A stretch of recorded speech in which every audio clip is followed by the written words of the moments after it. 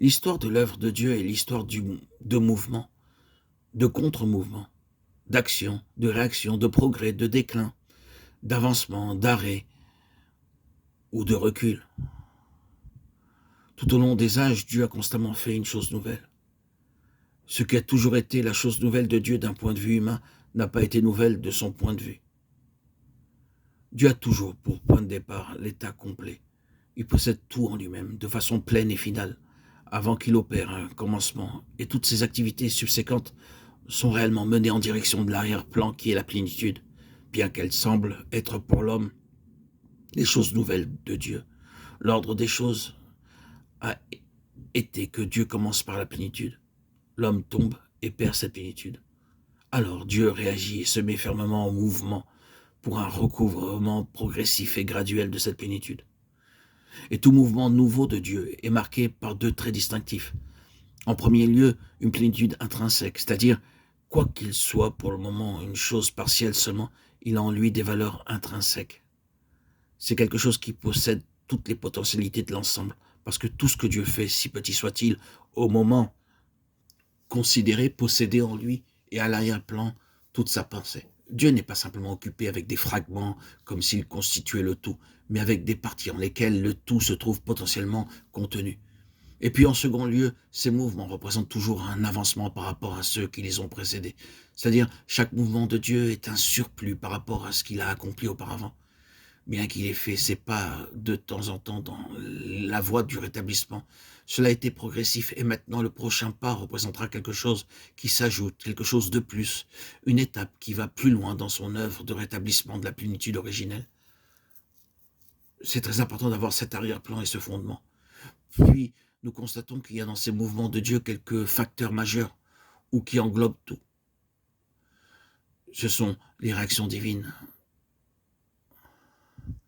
Ces facteurs majeurs est un instrument suscité par Dieu dans sa souveraineté, ayant la vision et la passion de Dieu. Un instrument suscité par Dieu dans sa souveraineté signifie que c'est un acte de Dieu. Et étant un acte souverain, il peut n'avoir absolument rien qui l'explique d'un tout autre point de vue. Ce n'est pas que l'instrument en soi un don, tous les observateurs diraient qu'il est l'instrument approprié, non pas que l'homme ou le vase soit tel qu'il gagnerait l'approbation de l'opinion du monde. Dieu agit souverainement et très souvent dans ses réactions. Il a choisi des instruments qui, selon leur propre jugement et selon des autres à la fois, ne devaient pas être choisis.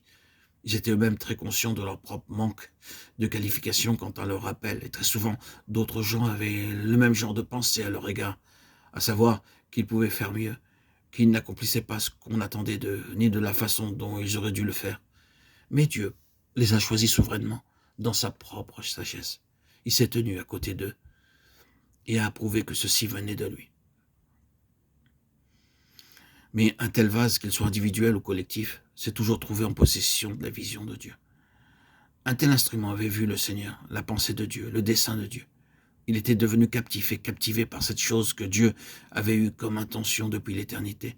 Et il l'avait vue dans une dimension de loin bien plus grande que d'autres. Il était non seulement voyant, étant en principe un voyant de la pensée, de la volonté et de l'intention de Dieu, mais aussi dominé par la passion de Dieu pour cette chose et introduit dans ce que nous avons appelé auparavant, dans ces méditations, le travail d'enfantement de Dieu pour son but. Ces choses sont des facteurs majeurs dans tous les mouvements divins. Tout nouveau pas que Dieu a fait a été marqué par ces deux choses.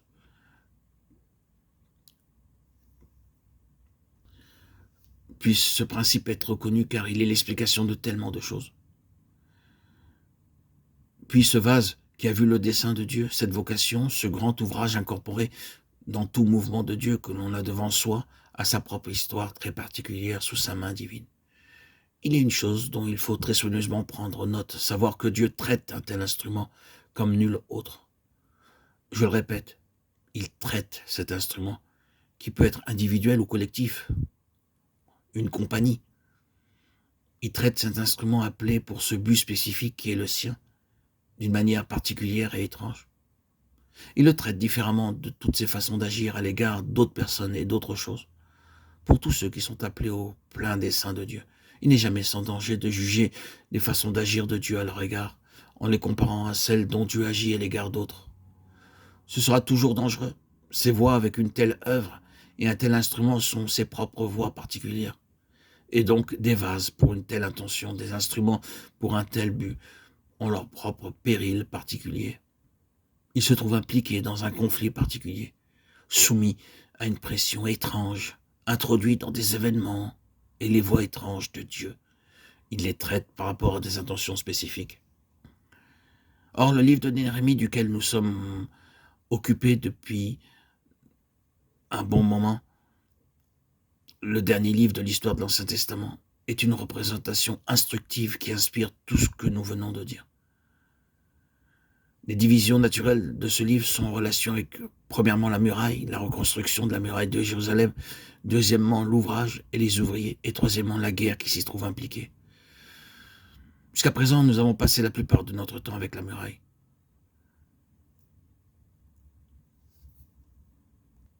Et dans les prochaines publications audio,